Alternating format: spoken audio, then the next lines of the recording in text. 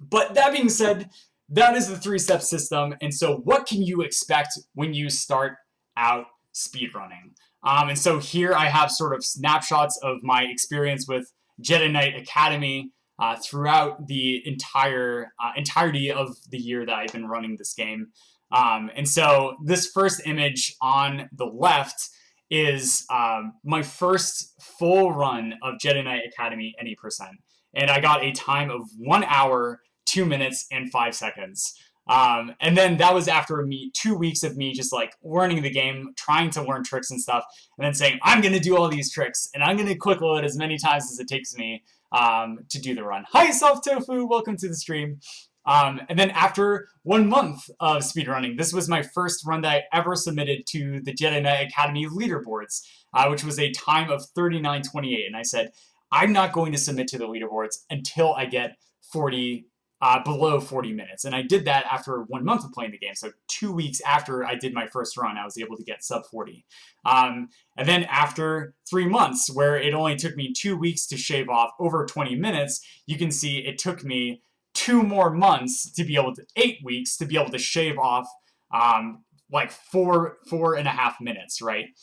Which is just absolutely insane, right? So you can sort of see that as we progressively get further and further time, it's longer periods of time for less time you're shaving off. And the more optimized the routes get and newer strategies come out, and learning those new strategies and both growing as a speedrunner in terms of mechanistic prowess, but then also the new strategies that come out really start to shave off less and less time from your speed run.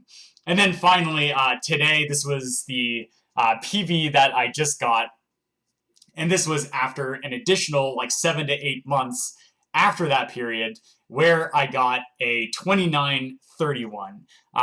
So as I started off at 1 hour and 2 minutes, I am now down below half of that, which is below 30 minutes, which is just absolutely insane. And it's been like, I can't believe, like, I've been spending just over a year playing this game to this degree and for this goal of refining mechanics and trying to learn and improve consistently over time. But as you can see, like 8 months, right? Like easily 8 to 10 months of me just drilling to bring that down another 5 minutes, right? So it took me 5 minutes. It took me 2 months to do 5 minutes of time, and then it took me 8 to 10 months to be able to do it another 5 minutes. And so this is sort of the idea that it's insane. Like, don't always expect to be shaving off these huge amount of times, because it's just not always going to be that way. But also, it's sort of important to note, like, what is the thing, even though the difference in time is changing and the amount of like days and weeks and months it takes me to achieve this time shaving is different, right? That's changing. That's not constant. But there is something that is constant in every single one of these images. And here it is. Just looking at my expression after achieving each of these times is I am just so excited and beside myself. And just, it's very important to celebrate what you've accomplished, even though there have been tons and tons of mistakes in each and every single one of these runs. It's all about sort of your experience with speedrunning instead of the time itself. So if there's something that I can say to expect from speedrunning, it's to expect to not be perfect. It's to expect to be saving less and less time as you get better and better and get more refined and precise and consistent with the runs. But it's important also to expect that you're going to continue to enjoy the process. So if you do decide that speedrunning is very important for you and you enjoy putting a lot of time and effort into it, it's very great to sort of look back and say, hey, I achieved this in each one of these circumstances. Even though a 39 nowadays for me, that would, like, if I got a 39 on speedrun of JK any percent right now, I would be slightly ashamed of myself, because I know I can get below 33 minutes with every single run like that I do, regardless of the day of the week. But in that moment, when I got that time, I knew that was something that I accomplished for myself. So always be able to celebrate that. Always. Awesome. So moving on to another topic that I love to talk about, and something that Day 9 is very, very good at communicating. I'm not going to be nearly as good, is the idea of effective learning, of how to actually improve, right? Because speedrunning is all about enjoying, refining, and doing things quickly, and continuing on. The PJ Salt. And so the first point, right, the first bullet, and the most important point that I cannot stress enough, that has helped me immensely, as a speedrunner, is to set a realistic short-term goal and to set a lofty long-term goal. Okay? So like in the beginning, right, with these, my goal when I got that 1 hour and 2 minute, that day I said, okay, once I get sub 40, I will upload to the leaderboards, right? I knew I could get below sub 40, but that was my realistic goal. I said, I know I can get sub 40, because world record was like a 35 or something like that, or 34 during that time period. And then I was just like, okay, like I can do that. I'm going to submit at that point. So the goals were to submit a run, and it was when I got sub 40, I would do that. Right? Regardless of what happened in the speedrun, like even if I had like huge mistakes in like locations, doesn't matter. That was my goal. And then the long-term lofty goal was I wanted to do really well at tier 1.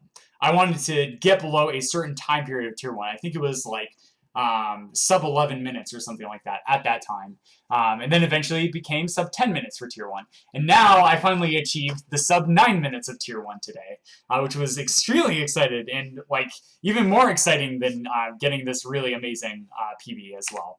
So it's very, very useful for learning and improving to set a goal. Set a goal. Awesome. Next up, it's important for learning effectively to understand that you will lose more runs than you will succeed in runs, whether that's nailing a certain number of tricks perfectly or getting a PB, right? If your goal is to get a PB in every single run, you're going to lose more runs than you will succeed. And so understanding this is very, very important. If you expect success, you are not going to learn very quickly. However, aiming for success is okay. That is an okay thing to do. But expecting success is a very, very dangerous trap to run into. That being said, this is where the PJ Salt comes into, but it's very, very easy to become frustrated because like certain days you'll just be able to like nail the trick without even thinking about it. Like, oh, thank goodness, like I don't have to worry about this trick. Like this is so easy. And then on other days, you just won't be able to do the trick for the life of you. Like yesterday, it took me like 4 minutes to get out of trip by doing the nickel age. I just couldn't do it for 4 minutes. And then today, I got the nickel age like 4th try within like 10 seconds of me quick saving and quick loading, right? It was just like the easiest thing ever. And so it's important to understand that it's easy to become frustrated by missing this thing over and over again, that it seems like you can do this, but it's also very powerful to utilize this frustration, right? To use that emotional energy as motivation to improve. Like instead of saying, this is bullshit, like fuck this game, this is a terrible speed game, like, that's it, I'm not gonna do anything. Use this to say, I know I can do this, and I'm going to do it, and I'm going to figure out how to do it. Right? And use that frustration as motivation to be able to improve. It's very easy to misconstrue that frustration into blaming other things, when in reality, most of the time, speedrunning is fully within the player's control. It really is, except for games that are heavily reliant on RNG. That being said, this brings us to the next point, in which case everyone runs and reacts differently, right? Every single person is their own emotional beast, or lack of emotion thereof. You do you, okay? So if you're someone who loves getting really excited when you do well, do that. Like, absolutely do that. Don't let someone say, hey, you should calm down when you start doing really well, because that's, like, going to improve your accuracy. It's important to be able to say, hey, you, like, lost focus because you got really nervous, or because you got really excited, you lost a bit of focus. And so, like, maybe you should try, like, calming down a little bit to reestablish that focus. but that doesn't necessarily mean to not get excited. Like, getting excited is really fun, and that's like something I always do whenever I do really well in a speed run. But I've gotten really well, I've gotten a lot better over the past year of channeling that excitement and that, like, the nerves and stuff, as I actually showcased really well in my PB today for JKA, of how I was able to re-taper that into focus and mitigate a lot of time loss. Like, Vision 1 was just, today was just absolutely insane for me. Like, I was going to lose about like 20 to 30 seconds. I was able to taper that down to only a 5-second time loss because I rehashed my focus, even though my hands were shaking and I was very, very nervous. And so, like, just sort of understand who you are as a person, and then be able to channel that, like, whenever you get into an activity, and understand your limitations. And also, if you get really upset and you need to stop, like, it's good to understand that. So you do you. Okay. The next thing is something that can't be said enough: is decide when you reset. Decide when you reset. There are certain speedrunners where if they screw up the first like 2 minutes of a speedrun in like a 40-minute speedrun, they will just reset every single time. Then there are people who they lose like 20 seconds within the first 2 minutes, and then they'll just keep fucking going, and they just like won't ever reset. The tricky thing with resetting is that it's very easy to tire yourself out. You'll start to devolve instead of improve, and it causes you to lose focus and not being able to improve and actually get a decent run going. And so it's very, very important that you understand how frequently you can reset. And also to make sure that you are going to be able to perform on the future levels if you do decide to do the first like couple minutes over and over again. Remember, like, if you do the first 2 minutes in a 40-minute run, well, you still have 38 minutes where you have to perform up to your expectations and capabilities as well. And so that's one of the arguments against resetting. But so it's important for you to understand when you reset. That being said, the idea of practice versus attempts, which one is better for learning and improving? And once again, this is different for people. I know people who played StarCraft II ladder, and the way they improved was by playing hundreds and hundreds and hundreds and hundreds of games against people, whereas I'm like the exact opposite. I love going into a custom map, drilling mechanics, and coming up with my build orders and refining build orders over and over again, and then playing a very few number of games. Like, I only ever play, like, if I was to do a StarCraft season, I would never reach above like 50 games normally, whereas some people played over 1,000 games in a single season, and so it's sort of which one is better. It's good to have both. It's good to have both practice and then also doing full runs of the game if you want to like just practice individual levels as well. But then it is important to do a little bit of both. But which one you do more or less is sort of less relevant for just saying which one is clearly better. It's different for you as a person.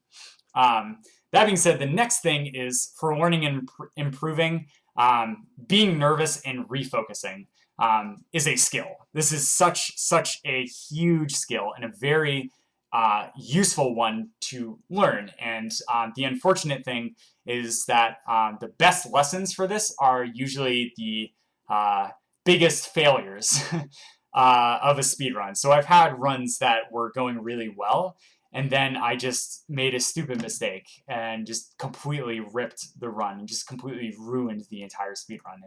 And as upsetting at that time that was for me, that was also sort of the best lessons for saying, okay, well, I lost this due to nerves and I wasn't able to think clearly. So it's important then at that point to say, okay, I need to refocus on what I need to do while I'm nervous. And so learning how to refocus in a speedrun is definitely a skill, because you will get nervous. You will get thrown off your game. Next up is the concept of improving mechanics and also the mental checklist. Making decisions. So there's certain things to think about in a speedrun while you're doing the speedrun itself, but then there's also important things to think about outside of the speedrun, right? So like, for example, in Academy, we get to pick a force power and a list of items and also which level order we do levels in. it's sort of important for you to decide that before you actually do the speedrun itself. So that is a decision you make outside of the speedrun. You don't want to be in a speedrun and then wait 10 seconds in between the level to be like, oh shit, which level did I want to go to? Okay, click, right? You want to say, okay, I need to go to this level. Click, click, click, click, click, click, click, right? And you want to get through that like sequence as quickly as possible and not be thinking about that while you're in the speedrun. So a lot of like the strategy and stuff, you want to sort of understand and think about outside of the speedrun instead of during it. Then the mental checklist is like certain things to check, like, oh, am I ready to do this up next? And like anticipating what you have to do next. And this will cause you to go faster and play at a higher level and to improve a lot quicker, is if while you're doing a certain action, like I'm killing an enemy with a certain lightsaber swing, I just think of, okay, the next thing I have to do immediately while I'm doing this lightsaber swing is to do a wave jump directly forward and then throw a thermal detonator really far using this visual cue. And then I do that, right? So I finish the lightsaber swing and then I instantly know the next thing I'm going to do. So instead of saying, okay, I killed that guy, now what? Right? And so having this sort of mental checklist and like thinking ahead is very, very useful for going really, really fast.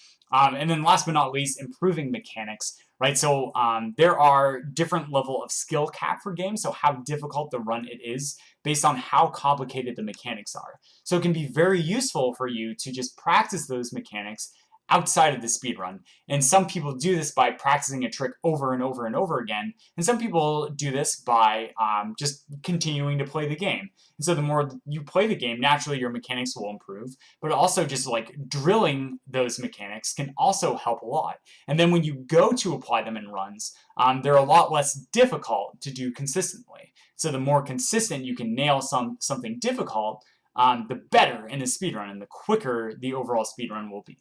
And so that is a very, very good way for learning and improving.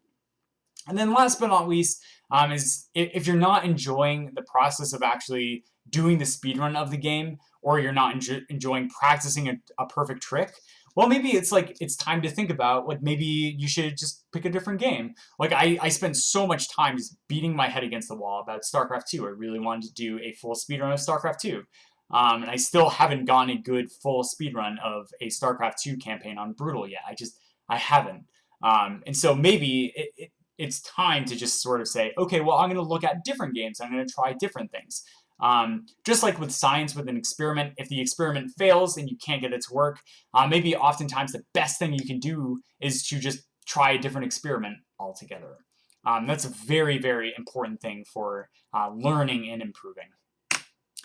Awesome. So there are frequently asked questions that I get asked a lot that are just sort of random or sort of pertinent to what we've been talking about. And so the first one is help. There's no active community or recent community. I can't find one. So what do I do, right? I need help with learning the speedrun, and I'm not really sure. Well, sometimes in very rare cases, the game you're interested in speedrunning, people actually haven't started to speedrun. So there are usually two answers I give people. I say, okay, let me see if I can find something and track something down, and then I will do that. Or I will say, well, maybe you should just like post a speedrun, or just like search directly for speedruns of the game and then try and get in contact with individuals. So if there's no Discord server and there's no clear forum to go to, try and find someone who speedruns the game and then ask them, is there a community? Or how do I find people to ask questions about this game as a speedrun? And then oftentimes they themselves will have done that process and they can help you out. Because I don't know every single speedrunning community out there, but the people who speedrun the games usually do. For example, the StarCraft 2 community is run on an SDA forum thread. It's like a single thread instead of a multi-threaded forum or a Discord or something like that. And so I had a hard time tracking that down, but I was able to find it after I checked out someone's page who they had done runs of the game. They're like, oh yeah, like I submitted the time to this forum because there was no leaderboard for the game, etc., etc. So finding someone who runs the game is a very good solution for that. So what category should you start speedrunning with? And it sort of, once again, depends heavily on the game, but usually, like glitchless, if there's a glitchless category, those are usually the easiest to ease into because it's as close to playing the game regularly as it can be. And then there's not a lot of the wonky skips like going out of bounds and like really weird frame perfect tricks and like wrong warping and stuff like that. But that being said, like if not glitchless, then any percent. Like any percent is usually a really, really good category to start with. That being said, next question is, I can't do blah trick. So I get this question a lot. And so this is more of a sort of thing for if you eventually become proficient at a game and sort of how to answer this question for people. And so if they come up to you and they say, I can't do this trick, like, what am I doing wrong? The first thing I always ask for is, do you have a video of you attempting to do this trick? Or are you streaming so that I can see you attempting this trick? Because oftentimes I can't say because usually there's a bajillion things going on with a trick. And so it's important for me to just see what they're doing, and then I can suggest a way for them to improve. Because it's sort of, there's not like a golden formula for being able to do the trick. But it's because the best setup for a trick is the one that makes it easiest for you. Oftentimes I'll have setups that are like half a second slower than other people. Like for example on Rogue, I would never do the IL strat, or like what Sajiki and Prask and many other people in the community do. I just jump up there and take the extra like second to set up, and then I do the skip.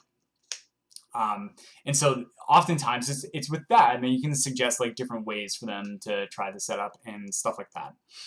Or maybe there's some little thing that they're not clued in on because it's not obvious for when they see other people doing the trick. And you'd be like, oh, have you tried doing this, etc., etc. Next, last but not least, how do I enable or make an auto splitter or load remover? This is a great question, and I unfortunately don't know much about programming auto splitters or load remover, but if you go to livesplit.com, there are guides.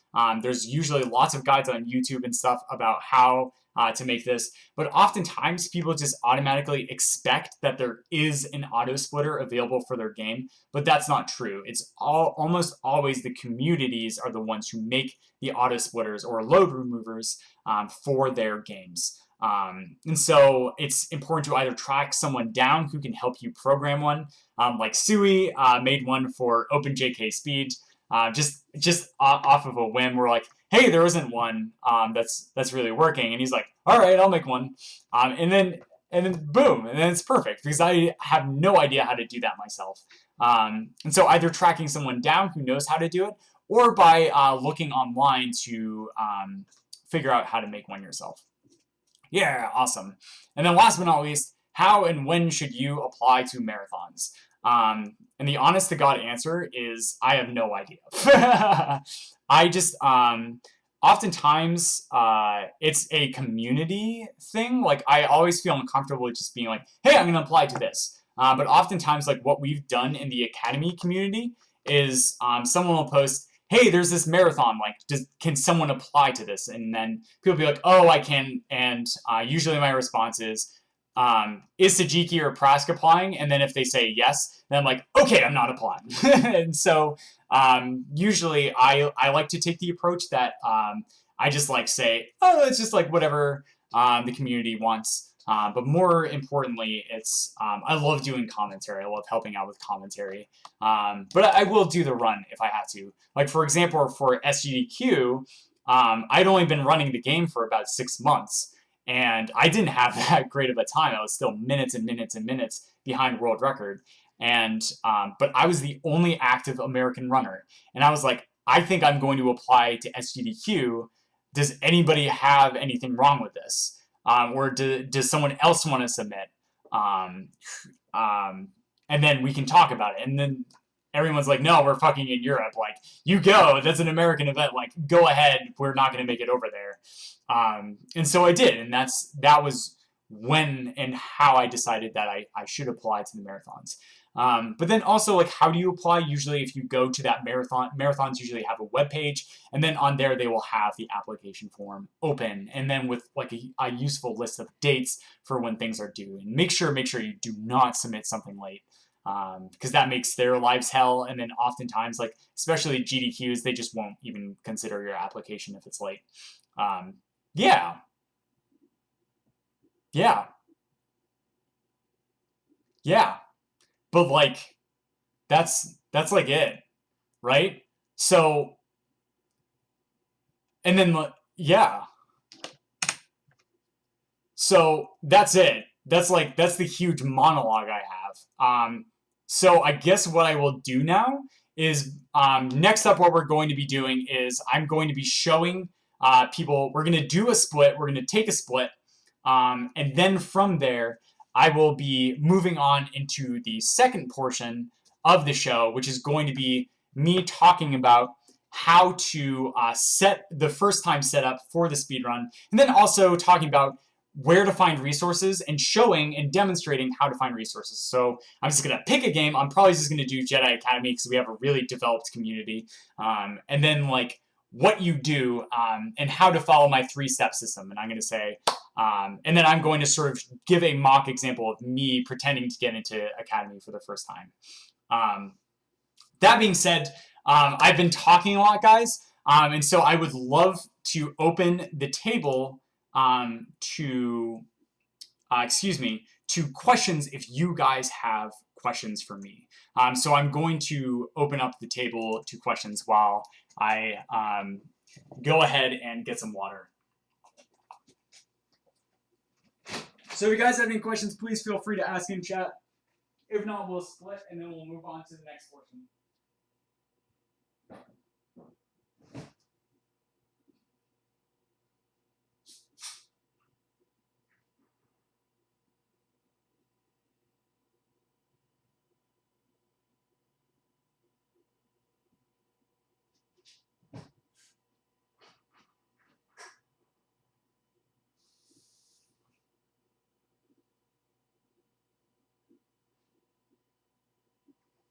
Oh yeah. I also got a beer. Oh baby, baby. Oh baby, baby. Muffin is teaching a speedrunning class? Yes, on how to get into speedrunning. Yeah, so the questions can be anything about I presented. They can be about my experience speedrunning if you have any questions like that, etc., etc. So we're going to go ahead and move over here. Cripster asks, was Jedi Knight Academy the first game I tried to speedrun? If not, what was the first? That is a good question. So Jedi Knight Academy was not actually the first game that I started speedrunning. The first game was actually StarCraft 2 Heart of the Swarm speedrunning. And the reason why I decided to do that was of being a part of the Day 9 community, which was very StarCraft 2 heavy. And I was on 1 versus 1 ladder, I had the mechanics to be able to apply them to the speedrun and do things that were not currently being done in the speedrun. And so basically I speedrun a bunch of individual levels for StarCraft because I didn't want to do a full speedrun of the entire campaign because it's like 2 to 3 hours long. But I wanted to start off with something smaller, just like a couple of minutes, like 10 minutes or like 6 minutes or something like that. And so the individual levels of the StarCraft 2 campaign was like a perfect starting point for me in that regard. And then I quickly, I knew Academy was a game. I played Academy a lot casually, like just like the first step of the process. I loved the gameplay in Jedi Knight Academy. I did hundreds and hundreds of playthroughs like casually. When I was in high school and when I was in undergrad, I loved playing it. And so because of that, I was just like, hey, fuck it, I'll just try Speedrunning Academy. And so so that was when I decided to do that. But that was after like a few weeks of me doing StarCraft. How to do a speedrun race. So how you do a speedrun race is you sign up with Speedruns Live. And then you also need to be in active communication with other members in the community. So make sure you sign up an account on Speedruns Live. which I can sort of go through how to figure that out as well after we do this like short AMA. And yeah, but basically it's just through Speedruns Live.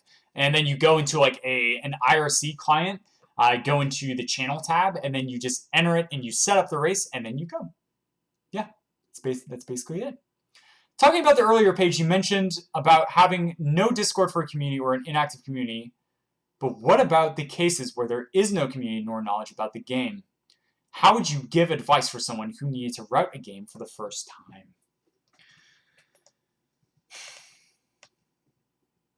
So for a new speedrunner, I would always suggest to them to try speedrunning a game where someone has done a speedrun for the game before.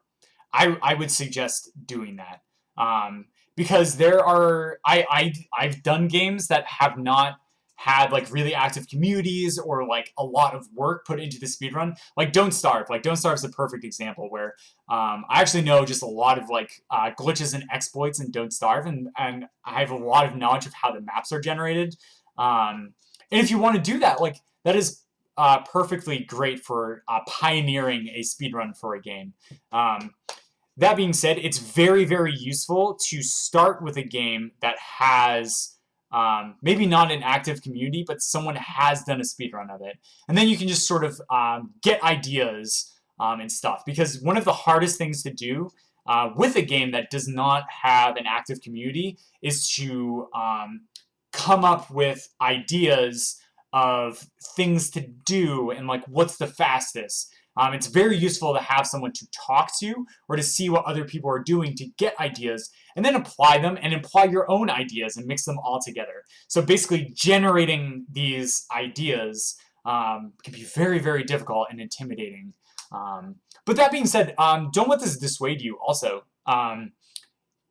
If I were to start speedrunning and do a game that had not been speedrun or did not have any community activity with it whatsoever, is I would start with deciding which parts of the game have the most broken stuff. Figuring out ways to sort of optimize. The quickest way to get from point A to point B. If, for example, I'm doing StarCraft 2, it's the quickest way to end the mission, right? And so you start by dissecting that. So what is required to end the mission? Well, I have to finish this objective, and then the mission ends. So you want to finish that objective with as least amount of resources and the least amount of stuff, but maybe not. Maybe getting that one upgrade or teching up to that one unit and spending money instead of earlier units to higher tech units is better. So sort of this idea of optimization of how much do you build up and then how much do you go directly for it.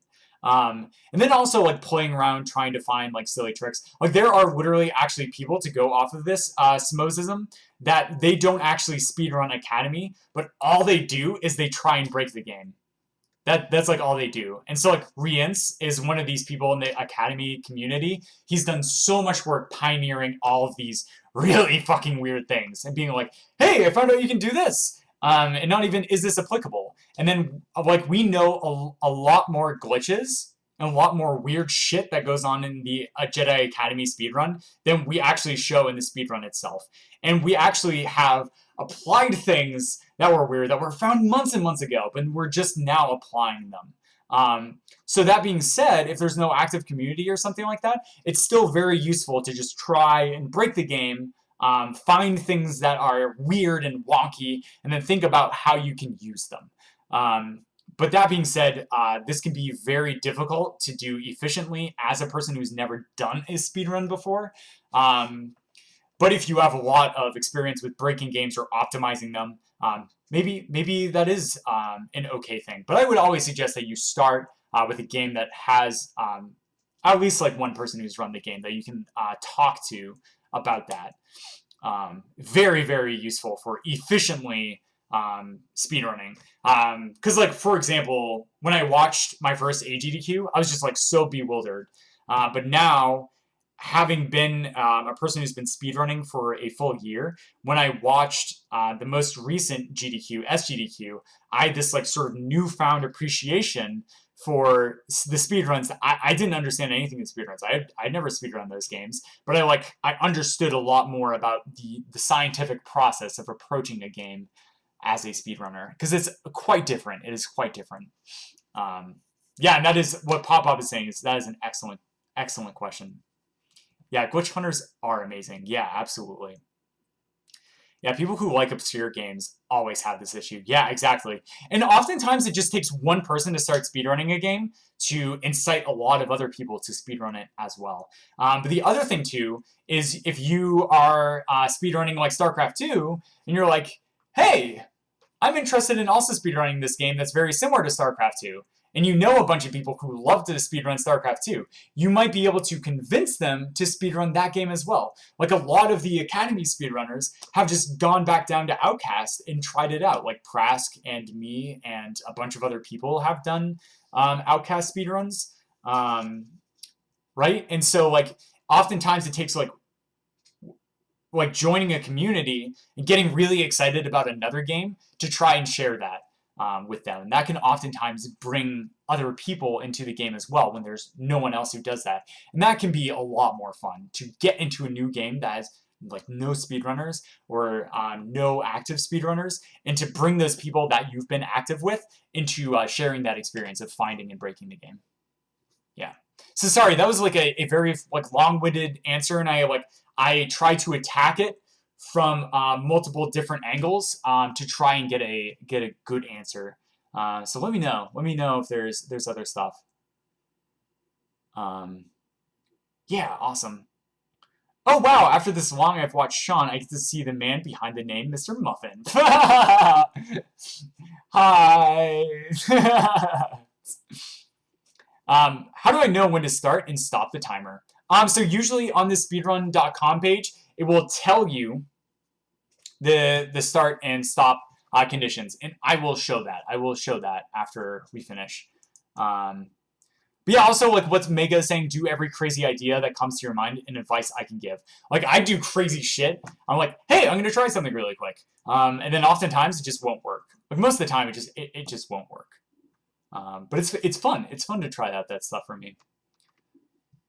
It's fun to try out that stuff for me. Yeah. But how are you always so positive? To be completely honest, it takes a lot of energy. It takes a lot of energy. Part of it is efficiently spending my energy, because I'm usually someone who's very, very active. I'm always doing something. So I need to budget my energy very, very well. I have a certain amount of like physical, mental, and emotional energy. And so like for this, I had a day, I was hoping to have a day where I just did like a bunch of ILs, which are just like really fun and light on the emotional and mental energy. But they're heavy on the physical, whereas here it's very, very mentally intensive and emotionally intensive for me, because I'm very passionate about this. And so when I'm here and doing this, I'm a very introverted person, so I am very outgoing right now and interacting with people a lot. But then after this, you know what I'm going to do? I have an old Mario RPG game that I have on my Nintendo 3DS from Nintendo DS, and I'm just gonna sit down. I'm gonna listen to relaxing music, and I'm just gonna play the fuck out of that game, guys. That's all I'm doing for the rest of the night. So part of it is that I have a lot of fun getting excited about things, and so that's why. That's why. That's how, I guess, is a better way of explaining it. That's how. I enjoy being positive. This is fun for me. This is fun. Yes. Yes. I don't know. Also, one time I saw a shrink, he told me I had a problem getting mad at people. I'm really bad at getting mad at people. So I guess that's another way. But yeah. Are there any other questions before we move on to the next section? I split this right here.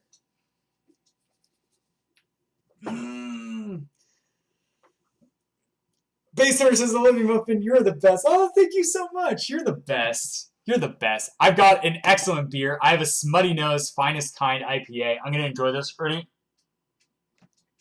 Oh yes. I guess like something that I'll sort of close with on a personal note about speedrunning is that I've said this a couple of times, and most of the times it's been pretty indirect, but if you want to try speedrunning, you need to... I'll be back. Oh, thank you so much for that follow-up, Base Owner.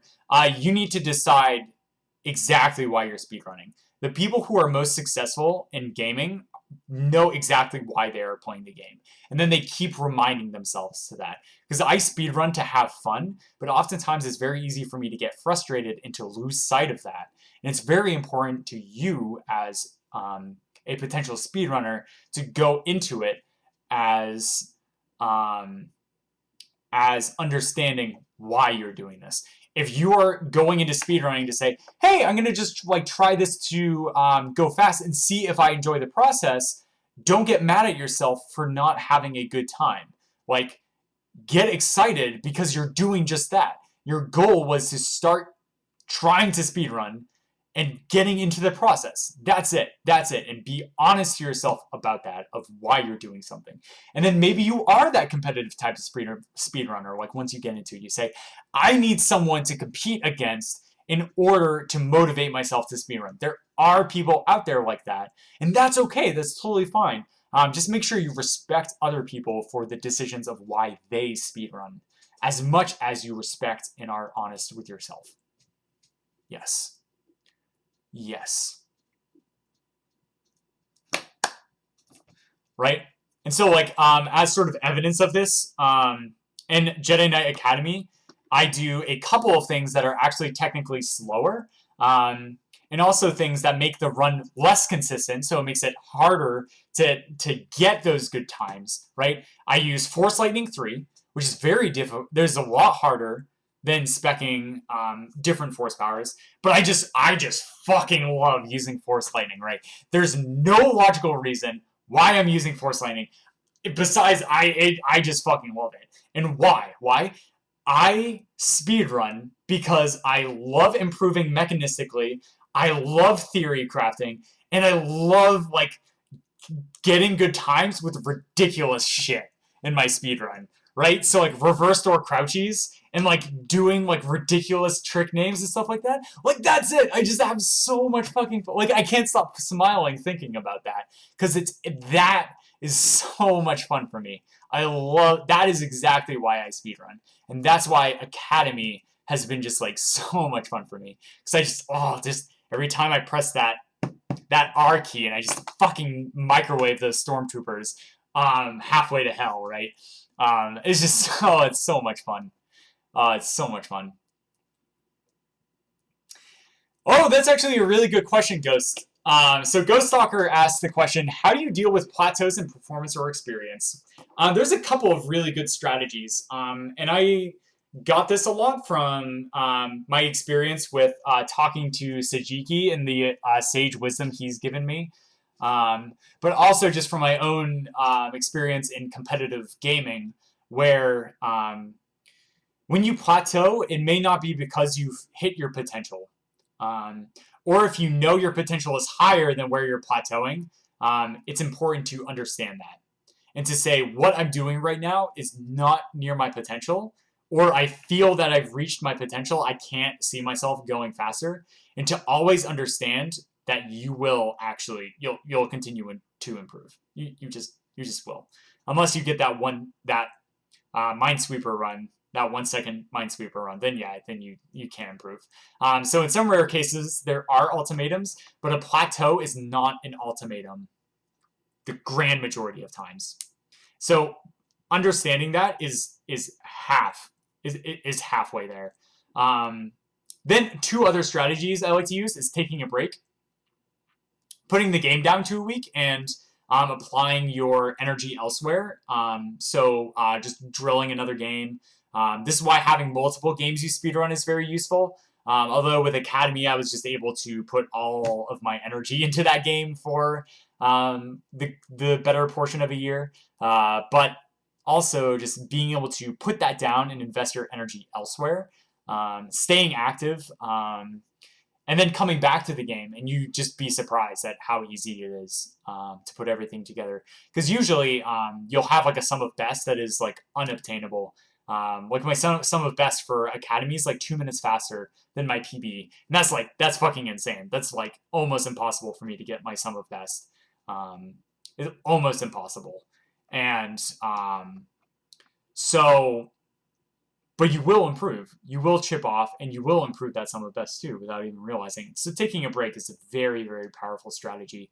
And the last strategy for plateauing is sort of like the standard. It's the obvious sort of vanilla answer you'll hear a lot from like personal trainers and stuff like that. And that's switching up how you practice and approach the game.